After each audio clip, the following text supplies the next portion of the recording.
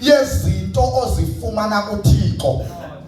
Xa uthatha ishumi uthi kuThixo ndisafanelwe Thixo ukuthenjwa ngezinto ezivela kuwe. Andaba niyayiva bazalwane. Yiba nepicture yegadi into bana xa ungakhupha kweshumi it means awusatyali. Zange ndambona umuntu obheke egadini awuvuna engatyalanga.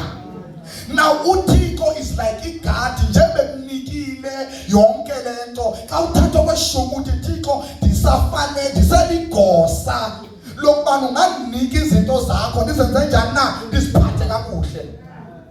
Okwesibini bazalwane eligama lithi umnikelo nokupha lohlukile.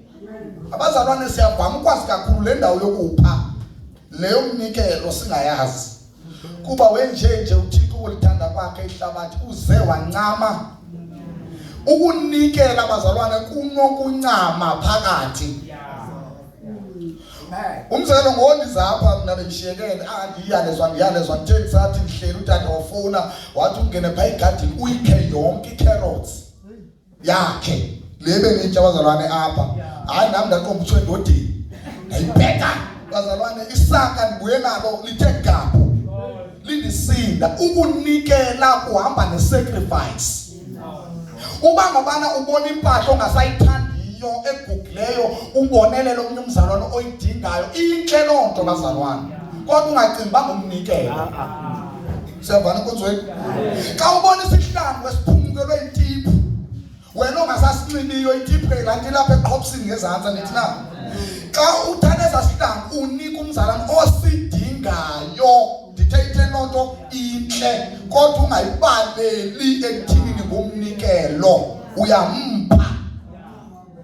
Umnikelo kuxa uthanda la wedge red le uyithanda nyani uyithathe uyonika. Uyabona ke ngokwenza njani bazalwane uyanikela.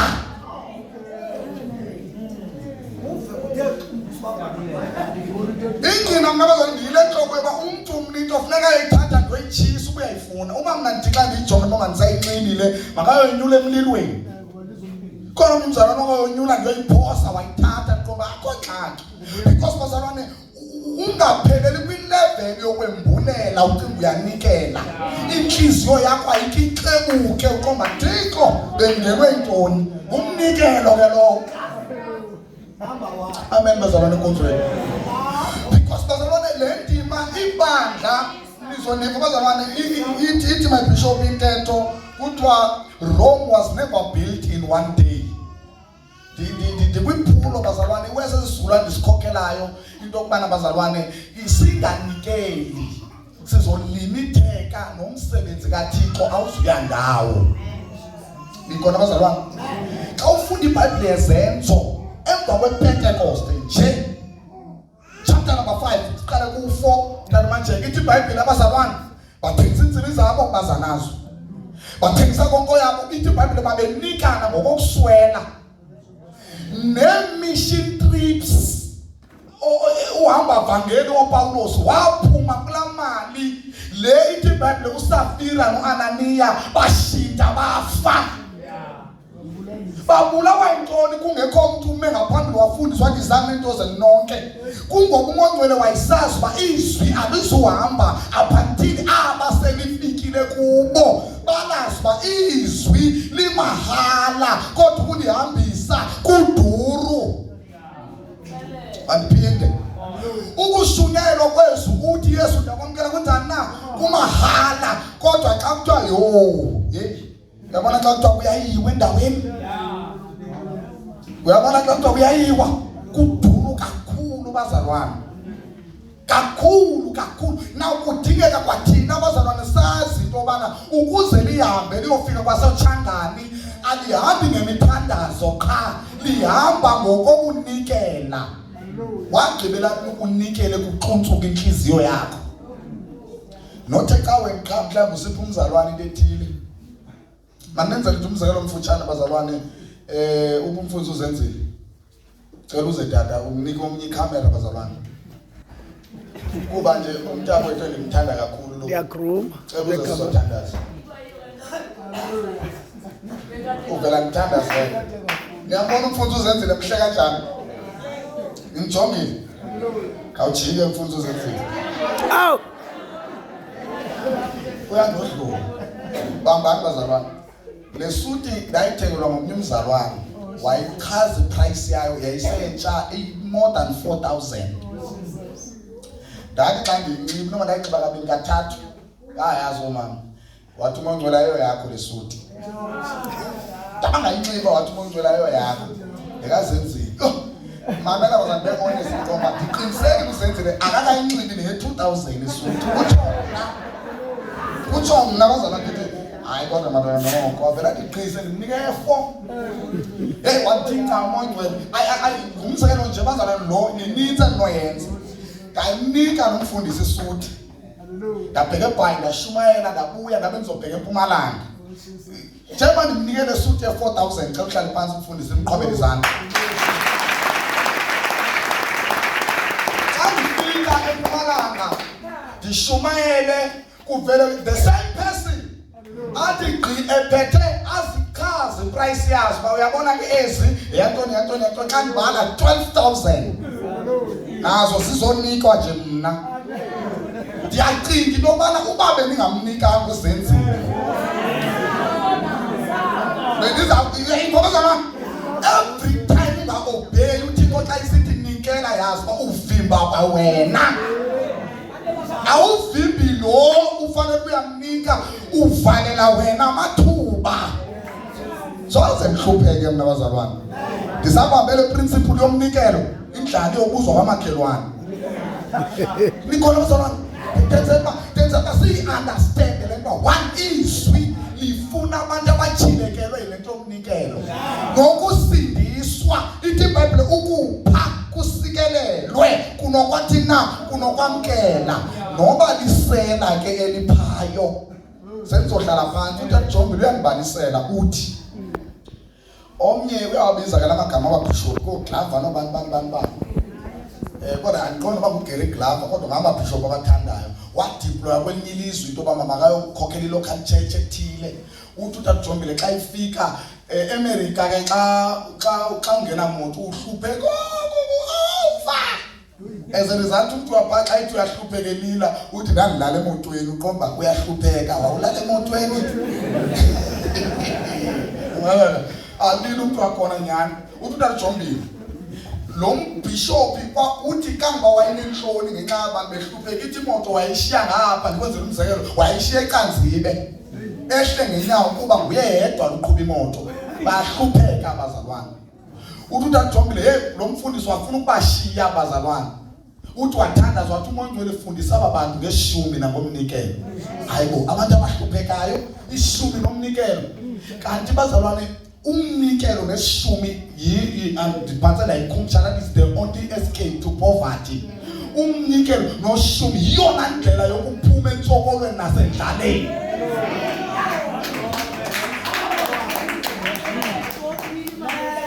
Bambani bazalwane thina bakhokhelayo once abazalwane bakho basizele xa kuthiwa kuyanikelwa uyabagqiba mfundisi uyababulala ukuthi hayi mina niyabakhona abazalwane basemakodoni. Ithi iBhayibhile wathi uPawulos hayi mina bathi bona ithi iBhayibhile bayacenga bathi siyacenga. Ithi iBhayibhile banikela ngabo bonke inkqu neziqu zabo kangakuba imali babengenayo bathi uba khona nomsebenzi siyawufuna uwenza. uTaJombile manigqibele bani wabafundisa lombishop okweshumi nomnikelo. Nyani shem kwinto ezincinci bakhupha okweshumi banikele. Uthi la mfundisi wathi eshiya la local church kwabe ipercentage ephezulu yabazalwane drive imoto yonke.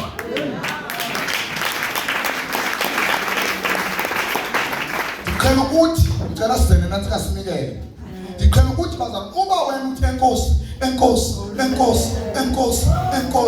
uyafa uyaphela zazi uyaphela uyafa enkosi ndiyabonela isikelele inkosi.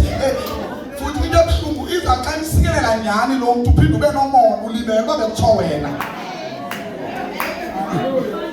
Bazalwane masi kule youth ka-NSFAS ungacimbi uzawunikela xa sewuhola 1,000 ukuxakwa ngu-NSFAS eyazi lokhu 4,000 yonke uxa ukukhupha ishumi imali ekuthiwa yakho kwenkane khona ibhuka la wenza intoni zenziwe ecaleni kuba khona le yasekhaya kusibaba lithe ebhodi lizaxa ingene imali yami zakukhupha bhodi.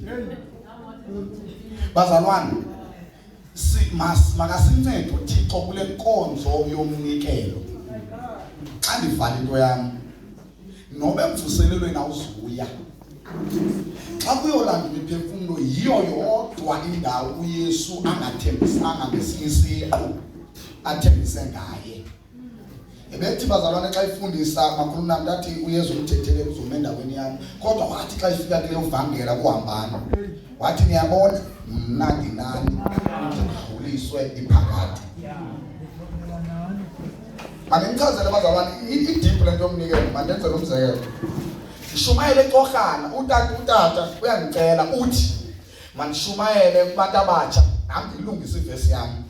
Xa ndifika emvuselelweni uMoya Ngcwele athi Matthew 28 verse number 18 to 20 hayibo abantu abatsha ababekuthiwa mani ba-address ndathetha bazalwane ngokubaluleka komnikelo nokuvangela. Into ezenzeka apho bazalwane kodwa mandiyikotele ndaphuma nayo. Ndibizwa ngumedemo omtho athi bhuti ndifinish into yobana noma udani udala ndimsapota zange ndake ndanikela kuthiwe ndiyanikela. Ndizanibalisela bazalwane uba yile nto irelate nesimple story. Kwenye incwadi ekuthiwa zii-God's Generals kuthiwa kukho lo mama wayenendoda eyayisenza imimangaliso manyana. Kuthiwa waba ngajonga uyaphelwa kumzi lo tata uyathandaza ziyaphuma imali zimnyimisi bayaphila abantu. Kuthiwa lo mama wakopa yintoni enziwa yile misi engayenziyo. Kuthiwa walungisa umnikelo. Walungisa umnikelo wathi myena ngawuhlala apha phantsi ndiyanikela apha kuwe. Wathi umyeni wathi ufuna ndithini wathi ndicela uthandazele lo wam umsi. Kuthiwa wawuthandazela kwalunga ngoko. Umedemo uzakum uthi odala ngisapota zange ingashumayelanga bazabona ke xa uthokutheka ngomnikelo bondibiza noba ndilele. Wathi ndimkhaphe okanye lombonisa uba angayithenga apha imixer bazalwane modern into yayiwetha mali intana mixer 5,000 nto. Hayi kuba unika umyeni wakhe unikela emsebenzini kaThixo. Ndisithi bazalwane nobe mvuselelweni awuyibambanga imayiki kodwa imali yakho irice yakho ikhamba lakho ikhaphetshu yakho ipha emvuselelweni uyazi uba la miphefumulo xa isiya kuthi sisithi kwasindisa i-20 ibaliwe nakuwe.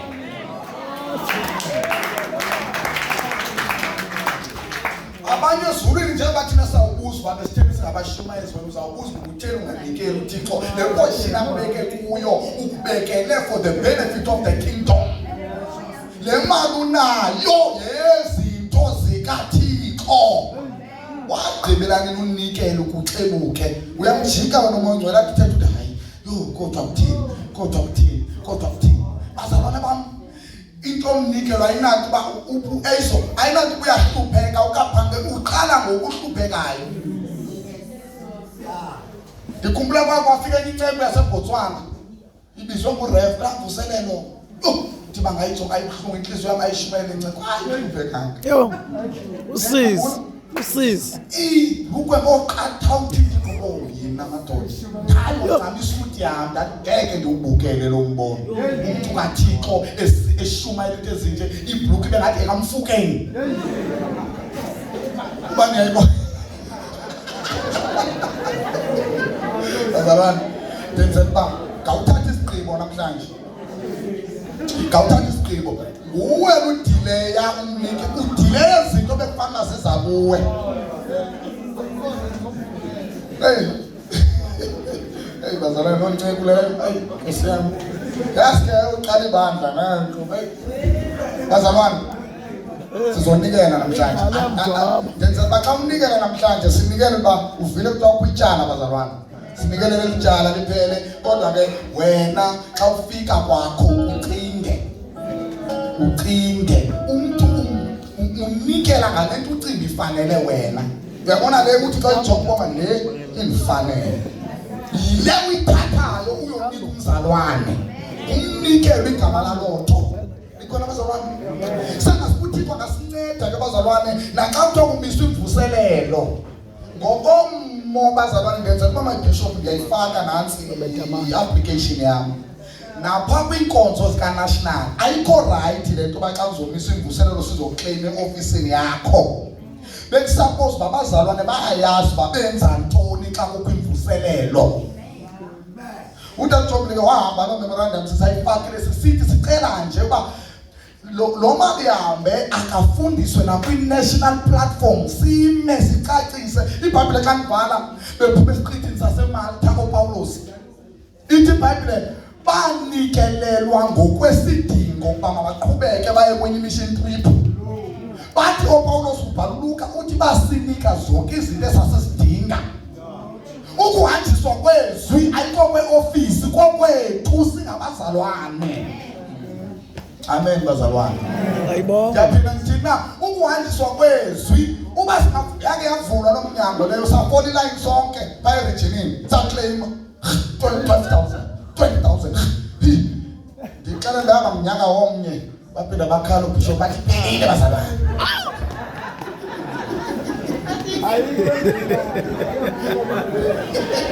Iphelile. Imali bazalwane yebandla ayihli ezulwini. Uthixo uthetha naba bantu abanike imali bangabazalwane banomoya ingcwele baba babuyisa imali liphinde lihambe izwi. Sineke inyawo sizonikelana bazalwane. Then maniyazi bazalwane we need to give. Uthixo xa ekunika umsebenzi unganikeli uzawunikelana. Ndizalwa ngabantu bomthonyama bazalwane bakholelwa kakhulu emathamsanqeni. Ezarizanti ekhaya kuba khona umcimbi abazalwane banikela ngeebranti neenkomo phaa ekhaya kuba befuna usikeleleka amathamsanqa. Uzawuthi uthixo ukunikelana umsebenzi ungawazi imali yokwenzani. Siyanikela bazalwane wanikela ngendodana